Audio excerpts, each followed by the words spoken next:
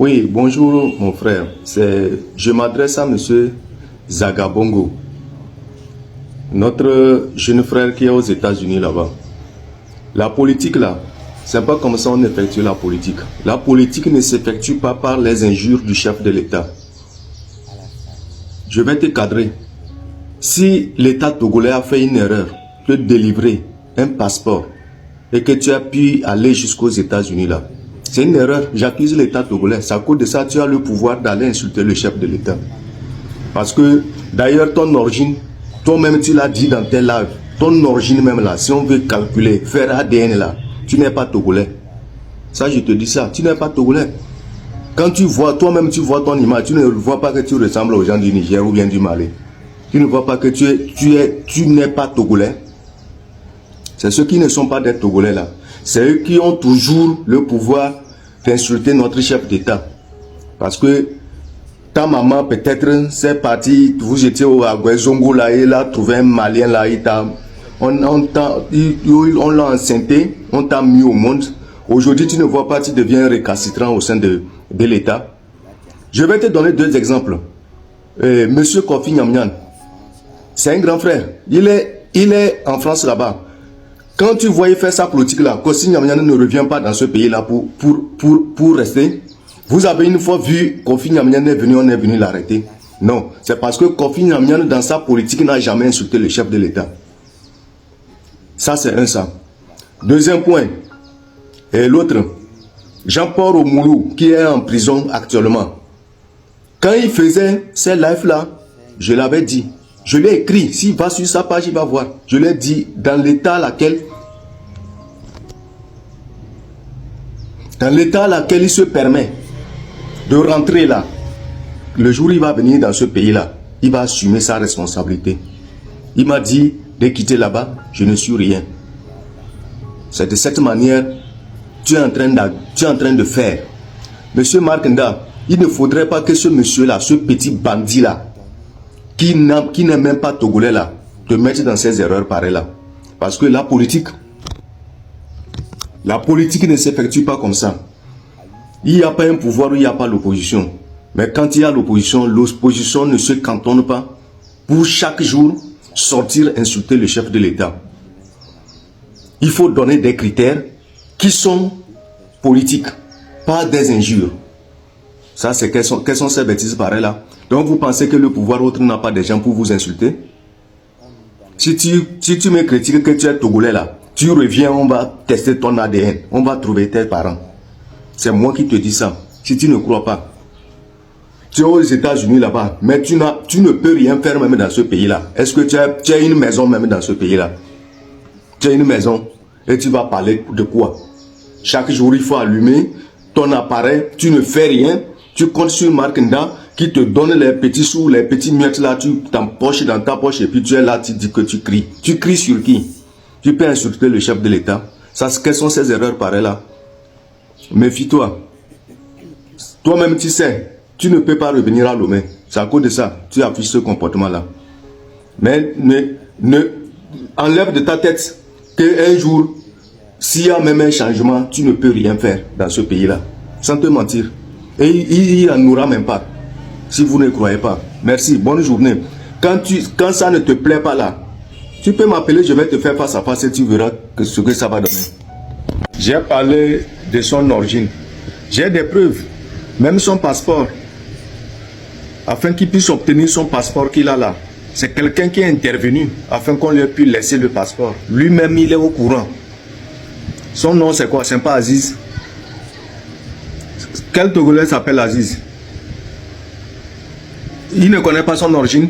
S'il dit qu'il ne connaît pas son origine là, monsieur Odako TV, si tu pouvais faire une confrontation, moi et Zagabongo là, sur vos lives là, ça devait me faire plaisir. Je vais lui montrer son origine et comment il a fait pour obtenir le passeport togolais, pour pouvoir voyager. Aujourd'hui, il s'en prend à la tête de l'État.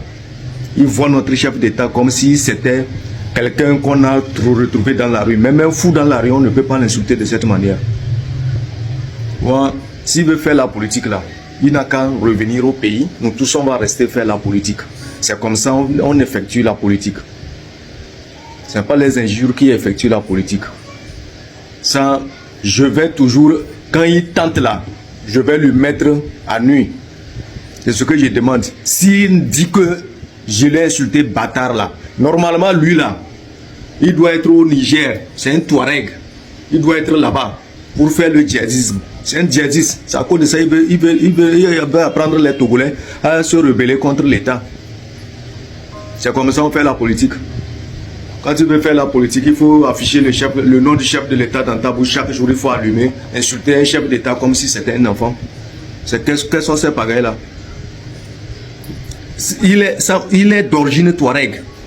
S'il n'est pas d'accord, il n'a qu'à me poser la question. Je vais lui montrer l'origine, son origine. Et comment il a fait pour obtenir le passeport. Lui-même, il le sait. Avant d'obtenir le passeport, ça n'était pas bloqué. Son passeport était bloqué. C'est quelqu'un qui l'a aidé. C'est un grand frère qui lui a aidé. Et s'il veut critiquer, je vais lui montrer la photo de celui qui lui a aidé à obtenir le passeport là. Pour lui montrer que il y a certaines erreurs qu'on effectue dans le pays là. Après, tous les étrangers vont venir nous mettre dans l'amiante. Il est normal. C'est quoi? Monsieur Odako, si vous avez suivi ce live là, s'il n'est pas d'accord là, il n'a qu'à te faire chose. Tu vas m'appeler, je vais t'envoyer mon numéro, tu vas m'appeler. Vous faites une confrontation et je vais lui gérer. Je vais lui montrer que dans le parti UNIR là, il y a des têtes, mais on reste quelque part pour regarder tout ce qu'ils sont en train de faire comme bêtises. Nous aussi on sait parler, on sait insulter, mais on sait pourquoi on s'était. Ça c'est quoi ça? Comment ce rebelle là, un Touareg comme ça va venir parler du Togo? Quels sont ces pagailles là? Et plus pire, si tu parles même du Togo, quelqu'un ne te répond même pas. Le fait d'insulter le chef de l'État là, moi c'est ça qui m'enflamme. Je n'arrive pas à supporter ces choses pareilles là. Je te dis la vérité. Il faut demander d'après moi. On va te raconter à Lomé ici. Je ne suis pas quelqu'un qui fait amusement. Tu as la chance que tu n'es pas dans ce pays là. Ce n'est pas les militaires même ou bien les policiers ni les gendarmes qui vont venir t'arrêter. Je ne te mens pas. Ce n'est pas les militaires ni les policiers qui vont t'arrêter. C'est au bout milieu du goudron, on va t'arrêter, te fesser. Et rien ne va se passer. Rien. Tu ne vas rien faire. Ce n'est pas qu'on te menace. Mais ce n'est pas bien. Ce n'est pas des menaces. C'est la réalité que je te dis. Au beau milieu de la route, on t'arrête, on te fesse sur le goudron. On éparpille les véhicules passent, on te met au beau milieu de la route. On te fesse correctement. Ce pouvoir-là, moi je l'ai. Je peux te le faire. Sans te mentir. Il faut demander à Lomé si on va te parler. On a laissé certaines choses. Mal éduqué. Bâtard de ta race. Oui. Si on veut parler de Aimé Gogué. Aimé Gogué n'est pas un opposant. Il n'est pas du Nord. Il n'est pas au pays. Tu as une fois vu Aimé Gogué a commencé par insulter le chef de l'État malgré il était candidat potentiel pour les élections. Tu as une fois vu faire ça? C'est parce qu'il sait, dans la politique là, ce n'est pas les injures qui règlent les problèmes du pays. Quand on quitte là-bas, Jean-Pierre Fabre, si je vais parler, vous allez dire que Jean-Pierre Fabre, autre n'est pas opposant. C'est parce que chaque jour il est à la présidence, il prend l'argent. C'est ce que vous avez toujours l'habitude de dire. Il n'est pas opposant, il n'est pas dans ce pays. Pourquoi on ne l'arrête pas? C'est parce qu'il n'insulte pas le chef de l'État. Tu n'as aucune notion de la politique. Quand tu as une notion de la politique, tu ne vas jamais faire ce que tu es en train de faire là. Ça, je te le dis. Il faut même demander les grands frères que je suis en train de leur citer là. Ils vont te dire que c'est une réalité. La politique là, c'est pas le fait d'insulter le chef de l'État qui fait problème. Non, tout le monde peut ouvrir sa bouche et insulter. Mais ce n'est pas permis. Même aux États-Unis, là où tu es là, c'est chaque jour, c'est comme ça, les gens allument leur portable, ils commencent par insulter le président qui est aux États-Unis là-bas. Insulter jusqu'à insulter sa famille de cette manière-là. C'est comme ça s'effectue? Non. Si vous parlez ceux qui sont en exil là, je vais te dire quelque chose. Quand vous voyez les gens aujourd'hui, la plus grande partie de ceux qui s'opposent contre ce pouvoir-là, qui se disent des opposants, qui s'opposent contre ce pouvoir, qui sont en exil, qui ne peuvent pas revenir dans ce Lomé-là, c'est parce que ces gens-là, c'est eux qui ont bouffé l'argent du pays même. Ils savent comment ça se bouffe et puis à cause de ça, ils ont fui aller rester là-bas. Ils ne peuvent pas revenir parce qu'ils ont torturé les gens même à Lomé. Si tu veux, je vais te donner des exemples palpables. Olivier Amaké, tu appelles son nom là.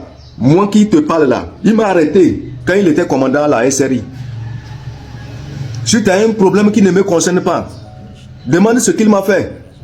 Si ça se plaint aussi, moi aussi je vais me plaindre. Est-ce que c'est fort le président de la République qui m'avait arrêté?